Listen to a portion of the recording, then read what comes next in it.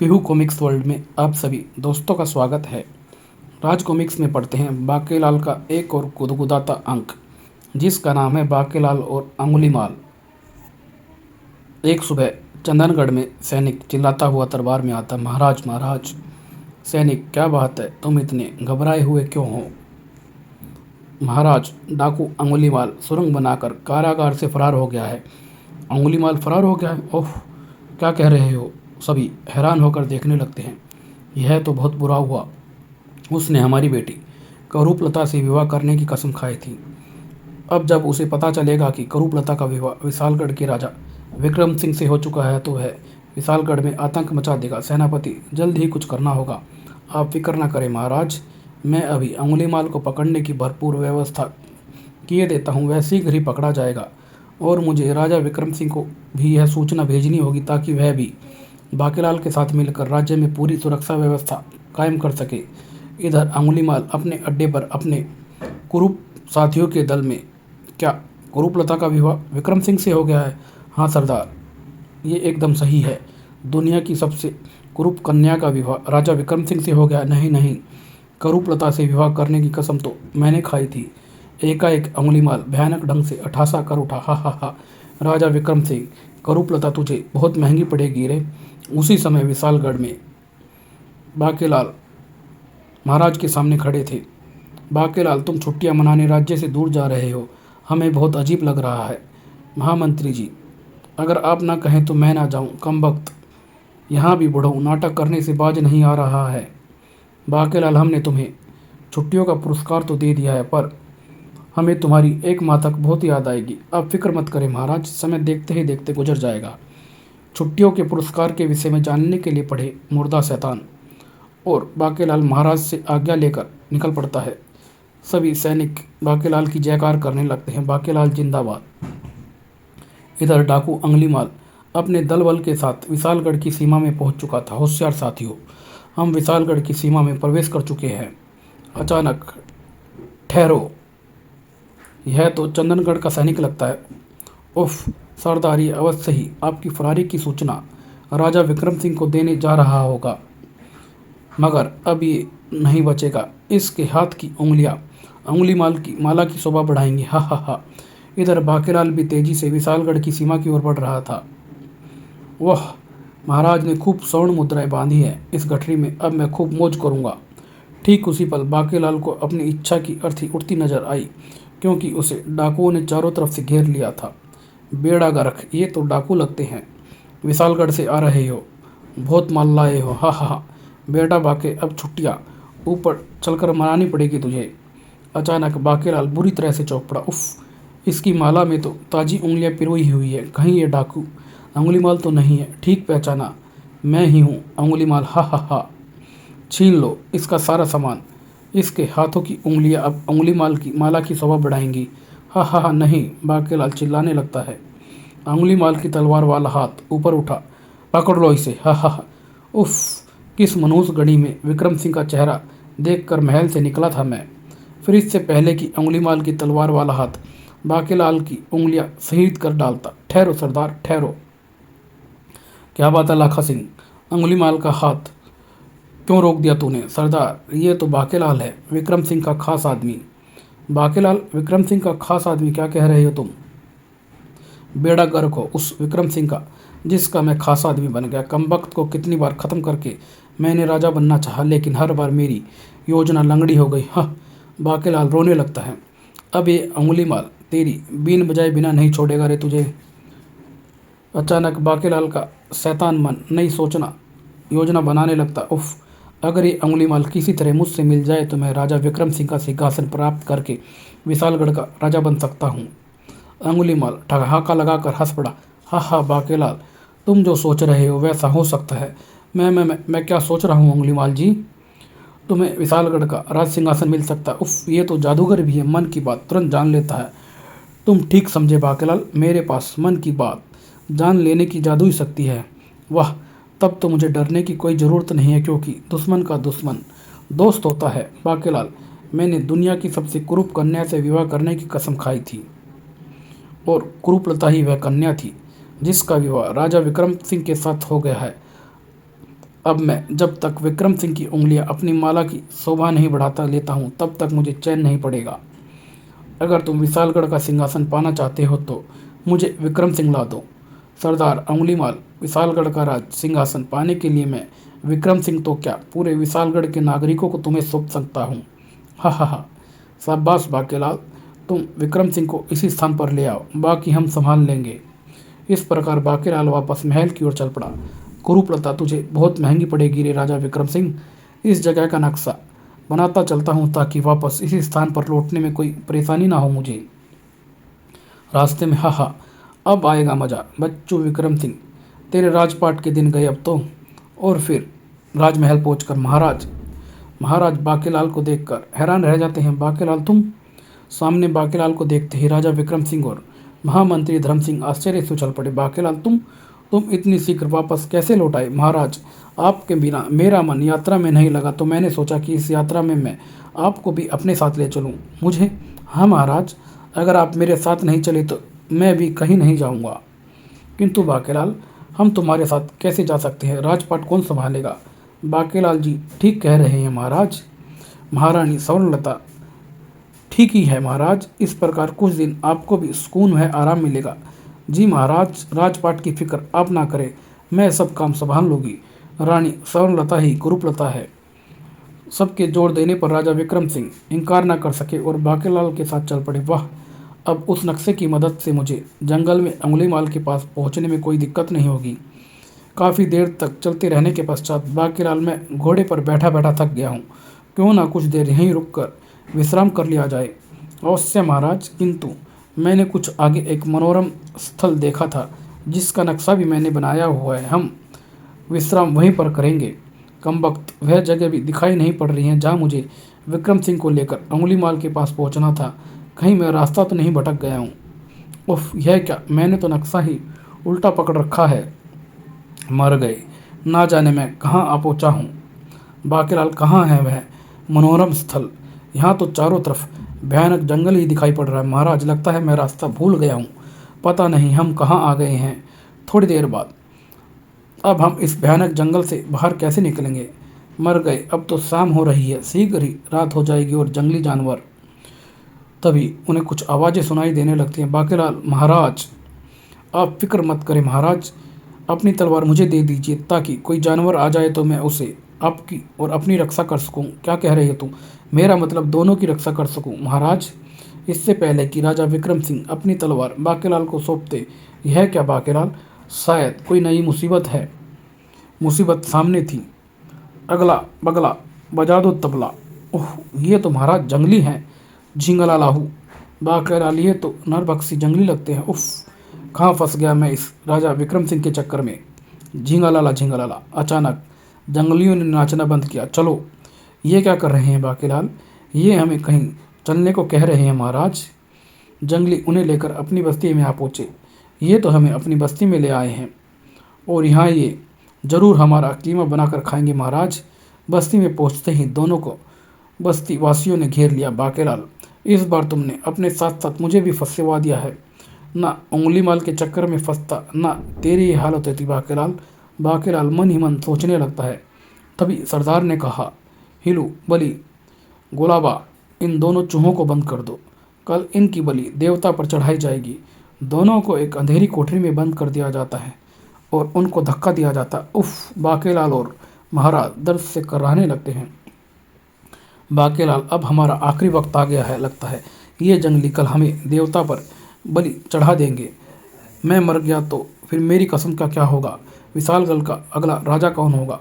पूरा विशालगढ़ अनाथ हो जाएगा। बाकेलाल मन ही मन सोचने लगता है, नहीं नहीं महाराज, हमें इस रोशनदान के रास्ते भाग निकलना चाहिए।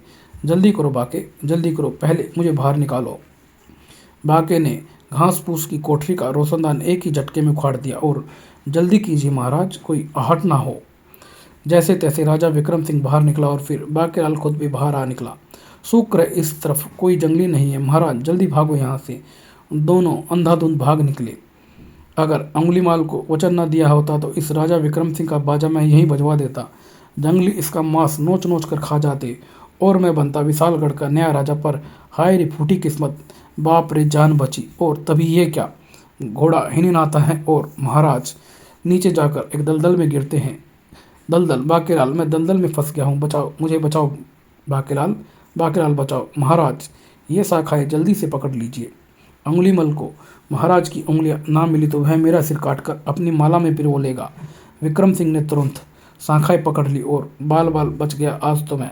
शीघ्र ही महाराज, वह देखिए, इस गुफा में रात बिताना उचित होगा।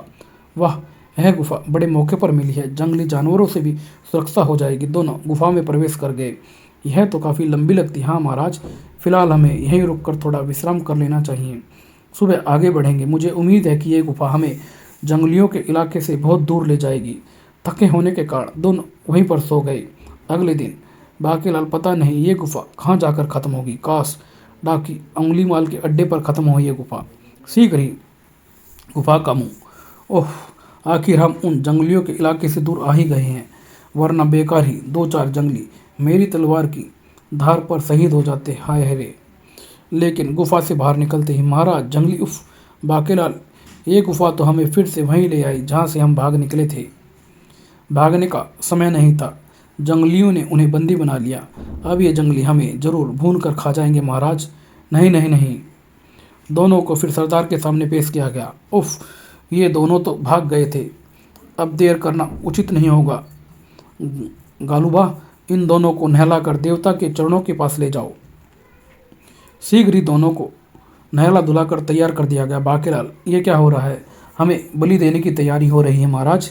बाकेलाल रोने लगता है। इधर डाकू अंगुलीमाल, क्या रे लाखा, क्या खबर लाया है? सरदार, बाकेलाल तो राजा विक्रम सिंह को लेकर महल से जा चुका है, और तब फिर अब तक वह हमारे पास क्यों नहीं पहुंचा? सरदार, कहीं बाकेलाल रास्ता भटक कर घने जंगलों की तरफ तो नहीं निकल गया है? ऐसा हो सकता है। साथियों, चारों तरफ फैल जाओ और उन दोनों को ढूंढ कर मेरे सामने पेश करो। मैं खुद भी उनकी तलाश में जा रहा हूँ। सभी डाकू टिड्डी दल की तरह जंगल में फैल गए थे। इधर बाकेलाल का बुरा हाल था। बेटा बाके, आज तेरे दिमाग को जंग क्यों लग गया है? कहाँ गई तेरी सारी योजनाएं? बाकेलाल, कहाँ फंसा दिया है रे तुमने मुझे? तभी सरदार उनके पास आकर बोला, अगर मरने से पहले तुम्हारी कोई अंतिम इच्छा है तो बोलो। बाकेलाल सोचने लगता, अंतिम इच्छा? उफ, अगर मैं इनसे कहूँ कि हमारी अंतिम इच्छा उन जंगलियों जैसी पोशाक पहनकर भैंसे पर सैर करने की है तो? वाह, बन गया काम।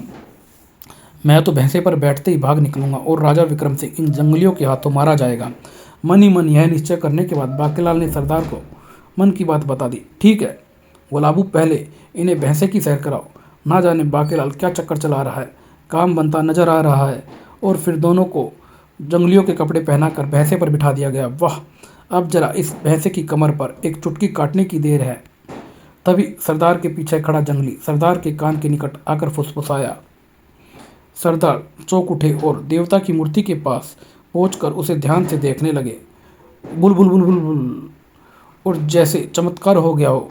बुलबुल देवता, वे सभी राजा विक्रम सिंह के सामने उसके पैरों में पड़ जाते हैं। यह क्या चमत्कार है बाकेलाल? हु, मैं तो इस भैंसे को चिकोटी काटने ही जा रहा था, पर यह क्या हो गया? अचानक बाकेलाल उछल पड़ा। महाराज, उधर देखिए।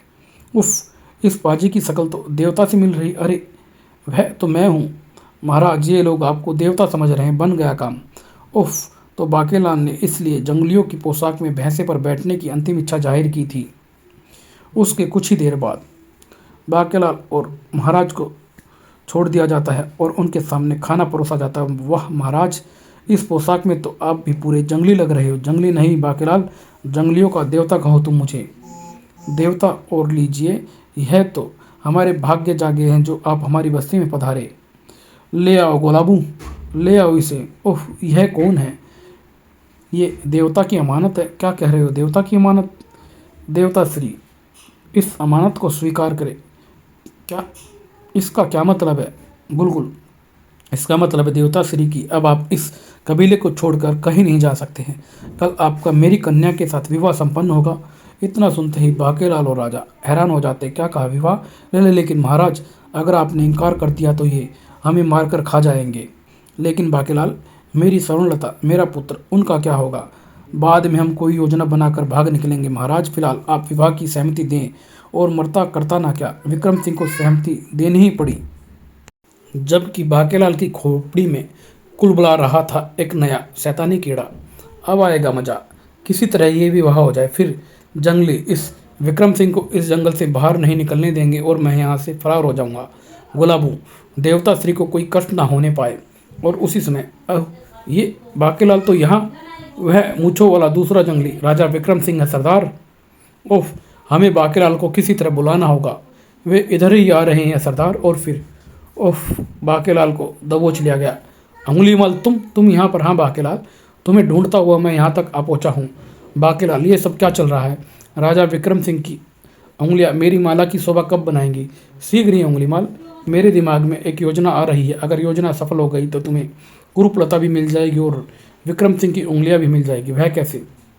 सुनो, तुम किसी तरह रानी स्वर्णलता को यहाँ ले आओ। स्वर्णलता? लेकिन तुम्हारी कुरूपलता का ही नाम स्वर्णलता है अंगुलीमाल। यह मैं तुम्हें फिर कभी बताऊंगा। उफ, कल राजा विक्रम सिंह का विवाह सरदार की बेटी से होगा। अगर रानी ऐन वक्त पर पहुंच जाए तो राजा का भांडा फूट जाएगा और विक्रम सिंह उनका देवता नहीं है, ये इन सभी को पता चल जाएगा और तब वे सब मिलकर विक्रम सिंह को चीर फाड़ कर खा जाएंगे। उसी से तुम अपने दल बल के साथ हमला करके मुझे और कुरूपलता को उठा ले जाना। वाह, अब कल आएगा मज़ा। बाकेलाल, तेरे राजा बनने में अब कुछ ही दिन बाकी हैं। सारी योजना बनाकर अंगुलीमाल चुपके से खिसक गया था और उसी रात, हा हा, सैनिक के रूप में मुझे यहाँ तक पहुँचने में कोई दिक्कत नहीं हुई। कहाँ है मेरी रानी कुरूपलता? अंगुलीमाल ने पालने में सोए बच्चे को एक बेहोशी की औषधि सुंघाकर उठा लिया। फिर, रानी कुरूपलता, तेरा बच्चा मैं ले जा रहा हूँ। यह पत्र पढ़कर तुझे भी मेरे पास पहुँचना ही होगा। सुबह जल्दी ही रानी स्वर्णलता की आंखें खुल गई। मेरा मुन्ना, मेरा राजकुमार कहाँ गया? अगले ही पल रानी की नज़र पालने में रखे पत्र पर पड़ी। उसने पत्र उठाकर पढ़ा। तुम्हारा राजकुमार हमारे कब्जे में है। अगर उसकी जान बचाना चाहती हो तो अकेली काले जंगल में उत्तर की तरफ वाली दलदल के निकट मिलो। वहाँ तक पहुँचने का नक्शा बना दिया गया है। अगर किसी सैनिक को खबर की थी। डाकू अंगुलीमाल। रानी स्वर्णलता चुपचाप महल से निकल गई। राजकुमार की जान बचाने के लिए अब मुझे पाताल भी जाना पड़े तो बस्ती में विवाह की तैयारियां हो चुकी थीं। बाकेलाल, इस विवाह से बचने की कोई तरकीब निकालो वरना मैं बेमौत मारा जाऊंगा। आप बेफिक्र रहे महाराज, मैंने चक्कर चला दिया है। ठीक उसी क्षण दलदल के निकट, क्या तुम ही डाकू अंगुलीमाल हो? हाँ, लेकिन तुम कौन हो? मैं रानी स्वर्णलता हूँ। मेरा राजकुमार कहाँ है? मुझे उसके पास ले चलो। तुम जितना धन कहोगे मैं तुम्हें दूंगी। यानी कि ये ही कुरूपलता है? पर यह तो अब बहुत सुंदर हो गई है। यह चमत्कार कैसे हो गया? बाकेलाल से बाद में पूछूंगा, फिलहाल तो वही करता हूँ जैसे बाकेलाल ने कहा था मुझे करने के लिए।